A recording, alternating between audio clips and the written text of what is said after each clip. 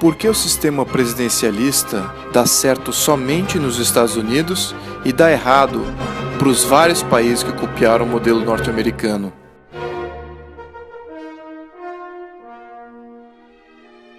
Na Grécia Antiga, havia o modelo ateniense de democracia que elegia democraticamente tiranos com controle absoluto.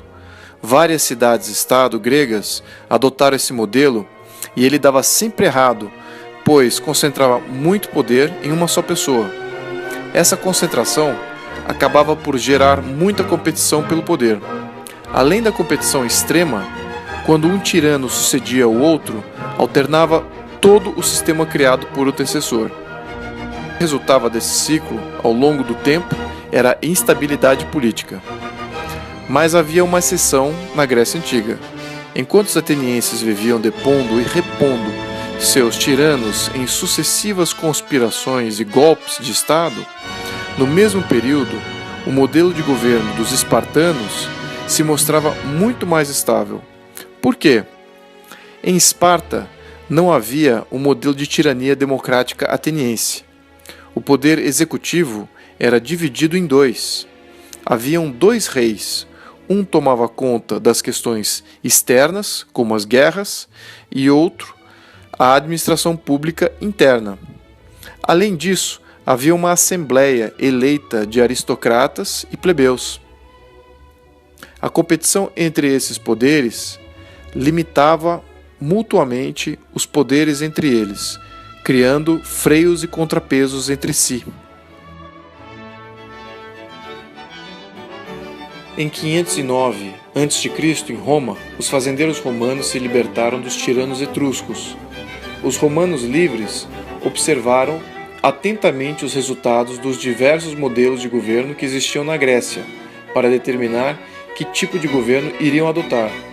Sabiamente optaram pelo modelo espartano, mas com algumas variantes. Chamaram esse novo modelo de res publica, coisa pública, que, ao invés de dois reis, haveriam dois cônsules, e ambos seriam eleitos todos os anos. Os cônsules seriam orientados pelo Senado, que, assim como no modelo espartano, teria representantes eleitos da aristocracia e do povo. Uma conduta meritocrática e de serviço militar fora imposta, tal qual o modelo espartano, o que estimulou o espírito cívico nos novos líderes. Havia competição por honra dentre os senadores. Baseado nisso, a Constituição Romana foi gradualmente incluindo setores da sociedade que se destacavam na dedicação à causa comum, e os freios e contrapesos entre os poderes foram refinados. O sistema gerou tanta estabilidade e prosperidade nos primeiros 200 anos que boa parte dos vizinhos de Roma queriam se tornar cidadãos romanos, sem Roma precisar conquistar ninguém.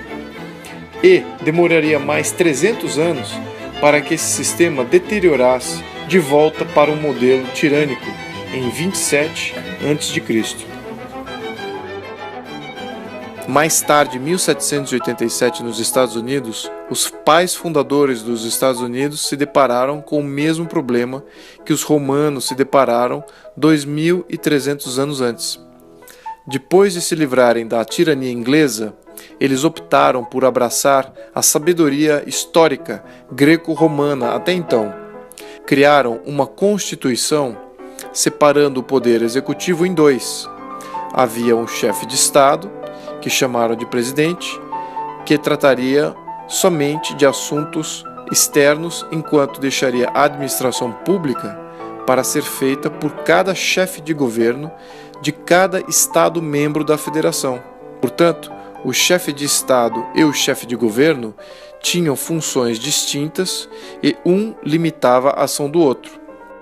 A Constituição norte-americana é muito clara em definir que a função do presidente não era governar, mas sim somente representar a República e somente interferir nos Estados-membros para proteger o cidadão contra possíveis ações abusivas dos governadores. Em outras palavras, o presidente era para ser visto como um protetor da liberdade de cada cidadão e não como um governador de pessoas. Alguns anos mais tarde, no Brasil, quando Dom Pedro I encomendou a primeira Constituição do Brasil, em 1824, ele aplicou essa mesma sabedoria que os Estados Unidos e República Romana haviam aprendido com o modelo de Esparta antiga.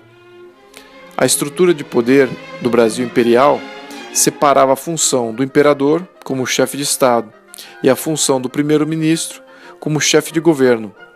Como o poder executivo era dividido, os poderes se limitavam mutuamente, e o sistema, mais uma vez, se provou extremamente estável e gerador de prosperidade durante todo o século XIX. No quesito estrutura de poderes executivo, a diferença entre o nosso sistema e o norte-americano era somente no rótulo. O Brasil era uma monarquia constitucionalista, enquanto que os Estados Unidos, uma república. Mas, na base dos dois sistemas, tinha o princípio ativo da separação das funções do poder executivo em dois, e ambos com processos de legitimidade popular distintos. Curiosamente, os regimes europeus do século XIX captaram a mensagem e reestruturaram seu poder seguindo o mesmo princípio do modelo imperial brasileiro da época, variável em nome e rótulo que davam para seus regimes, mas a maioria dos regimes de sucesso até hoje separam bem a função de chefe de Estado e chefe de governo. Mas, infelizmente, o Brasil não aplicou essa sabedoria quando surgiu a República em 1889. Quando os republicanos criaram o título de Presidente da República, deram ao cargo de presidente a função tanto de chefe de Estado quanto de chefe de governo. Os republicanos brasileiros não entenderam o conceito de separar funções do executivo e de criar limites para ambos. Tampouco se preocuparam em criar freios e contrapesos do poder executivo e dos outros poderes. Essa concentração de poder gerou muita instabilidade na República, pois os presidentes brasileiros tiveram poderes quase tirânicos. Desde a criação de nossa República, vivemos tendo que depor tiranos, semelhante à experiência das diversas cidades-estado grega na Antiguidade. Respondendo à pergunta inicial, o presidencialismo não deu certo no Brasil, pois o Brasil copiou somente o rótulo e não a estrutura de poder que traria o sucesso. O Brasil, na República, improvisou em nome da novidade. O brasileiro, portanto, paga o preço com instabilidade política e pobreza desde então. Os países que cometeram o mesmo erro que os republicanos brasileiros cometeram convivem até hoje com alta instabilidade política e alto índice de pobreza. É assim em todos os países presidencialistas da América Latina, África e Ásia. Se o Brasil tiver a chance de rever sua estrutura de poder mais uma vez, que fique aqui registrado para todos o que somente poucos sábios registraram da história política em 2500 anos.